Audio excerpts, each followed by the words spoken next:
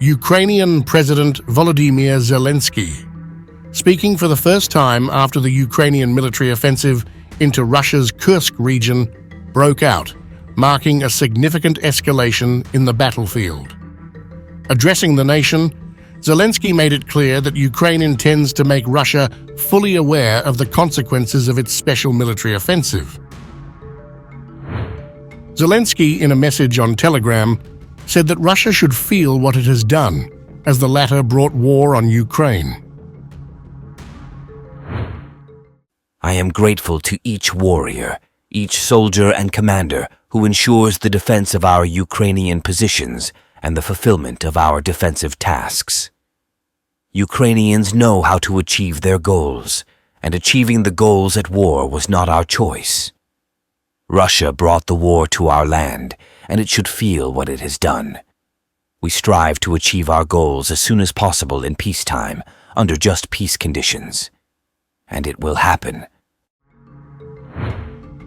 Zelensky also stated that it was being ensured that supplies were delivered on time to soldiers, which probably indicates that Ukraine is gearing up for stable gains at this leg of the offensive. Today, there was also a report by Minister of Defense Umarov on the supply of weapons and equipment to our army. We are working to ensure that the supplies are consistently delivered on time. The offensive, which began on the night of August 5th and 6th, saw Ukrainian forces intensify their artillery bombardment of the Kursk region. This was followed by a ground incursion near the city of Sudzha, involving infantry, tanks, and armored vehicles. Initial reports from the Russian Defense Ministry on Tuesday indicated that around 300 Ukrainian troops, supported by 11 tanks and 20 armored vehicles, had crossed the border. However, by Wednesday, Russia's chief of the General Staff, Valery Gerasimov, claimed that the Ukrainian contingent participating in the battle numbered approximately 1,000 servicemen. Military experts suggest that Ukraine's offensive may have multiple objectives, including targeting the Sudzha gas station, which is critical for Russia's gas exports to Europe. Other potential goals include diverting Russian military focus from the Donbass region, disrupting railway supply lines vital for Russian forces in Ukraine's Kharkiv region, and boosting the morale of the Ukrainian army. Also, a report by Forbes pointed out the involvement of one of the fastest Russian brigades in the Kursk offensive. The article, however, carries a controversial headline calling it "The Invasion of Russia." Forbes cited a recent video confirming the involvement of Ukraine's 80th Air Assault Brigade in the ongoing incursion into Russia's Kursk Oblast, highlighting the brigade's rapid deployment and advanced equipment. The footage, which circulated on social media Thursday, shows a column of armored vehicles moving through the region, now in its third day of conflict. The video reveals a T-64BV or T-80BV tank, a UR-77 mine-clearing vehicle, an IMR-2 engineering vehicle, and both BTR-80 and US-made Stryker wheeled armored personnel carriers. All these vehicles are equipped with anti-drone cages, while Ukrainian infantry can be seen riding on top of the BTR-80. A Ukrainian mortar crew is also visible in the footage, operating an 82mm mortar, which has a range of just a couple of miles, indicating the video was likely recorded during the initial stages of the assault on Russian positions.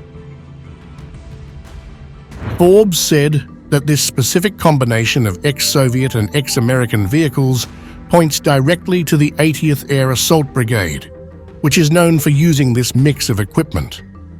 Additional confirmation of the brigade's involvement comes from a separate video shot by a Russian drone, which captured strikes on ex-German Marder, tracked fighting vehicles in the same region.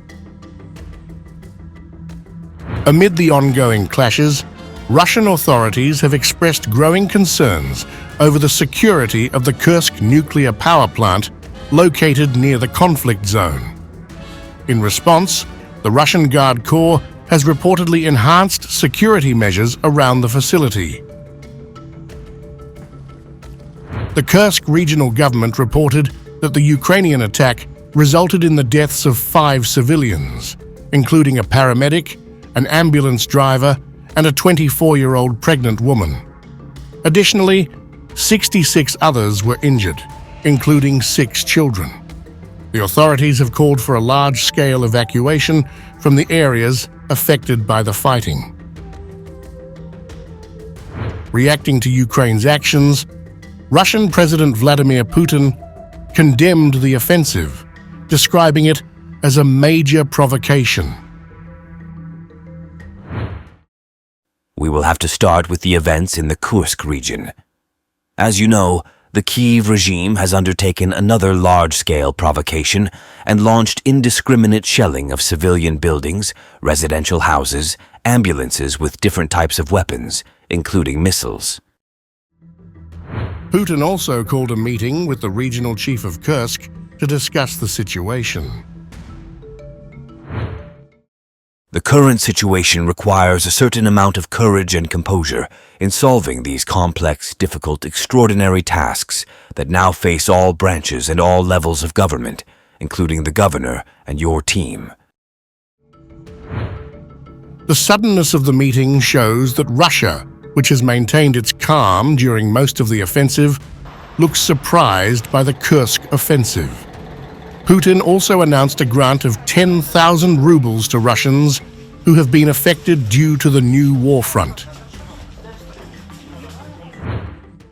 We spoke with the Prime Minister quite recently. Let's assume that the decision on a one-time payment of 10,000 rubles to citizens who need it has been made, and the necessary resources will be allocated.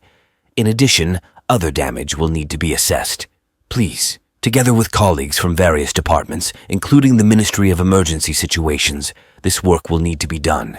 I mean, the loss of property, the loss of housing on a full scale. All this will need to be done, and, as I always say in such cases, it is imperative to work directly with people, to reach out to each family.